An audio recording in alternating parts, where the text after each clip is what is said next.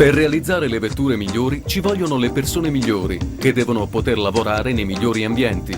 La qualità delle nostre vetture non può disgiungersi dalla qualità della vita di chi lavora alla Ferrari. Questa frase del presidente Montezemolo è la sintesi perfetta di Formula Uomo, il programma che ha trasformato la Ferrari in una sorta di campus e che le ha permesso di aggiudicarsi il titolo di Best Place to Work in Europa. Formula Uomo inizia alla fine degli anni 90 con il contributo di grandi architetti. Tutte le aree produttive sono realizzate ponendo al centro le persone.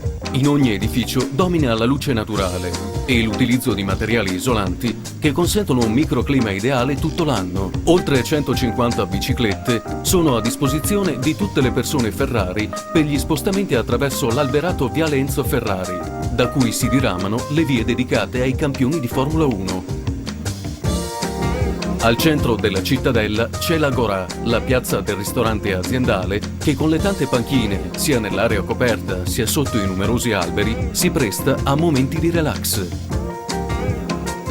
Il verde domina anche gli spazi interni, con alberi e giardini tra gli impianti produttivi e nelle aree di ristoro.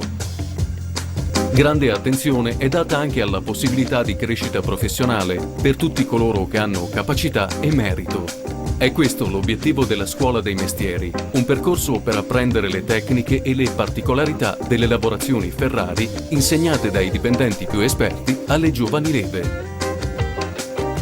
Formula Uomo arricchisce inoltre la propria offerta secondo i bisogni reali delle persone grazie ai punti di ascolto.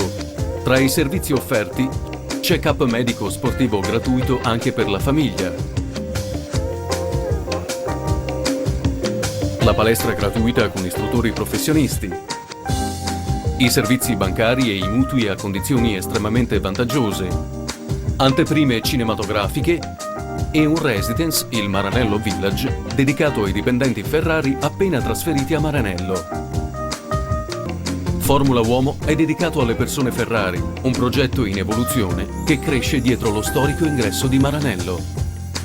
Formula Uomo, Continuous Improvement.